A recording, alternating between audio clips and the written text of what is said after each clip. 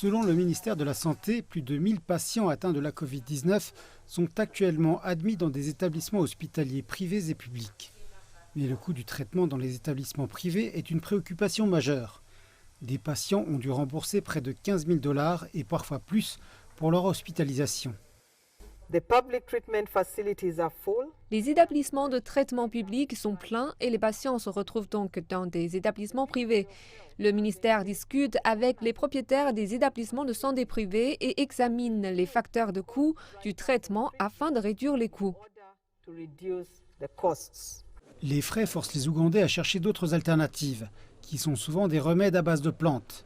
Cette semaine, l'autorité nationale ougandaise du médicament a approuvé un médicament à base de plantes fabriqué localement comme traitement de soutien pour les infections virales comme la Covid-19. L'autorité nationale du médicament a accordé à Covidex son approbation sur la base de l'évaluation initiale, de la littérature publiée et des études de sûreté conduites par l'innovateur. Le produit tire sa formule de plantes médicinales qui sont utilisées traditionnellement pour soulager les symptômes de plusieurs maladies. Et ces plantes sont connues. L'Organisation mondiale de la santé a toutefois exprimé des inquiétudes quant à cette approbation.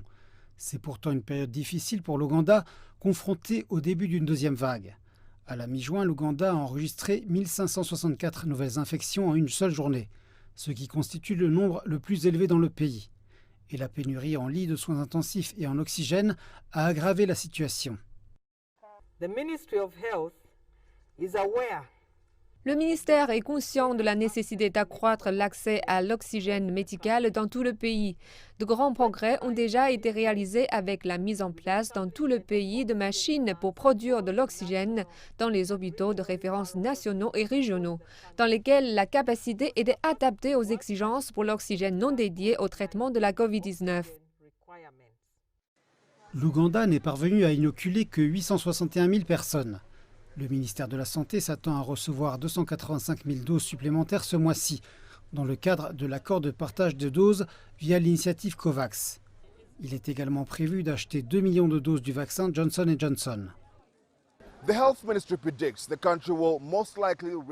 Le ministère de la Santé a prévu que le pays atteindra probablement le pic de nouveaux cas journaliers entre juillet et août, avant d'enregistrer une légère baisse.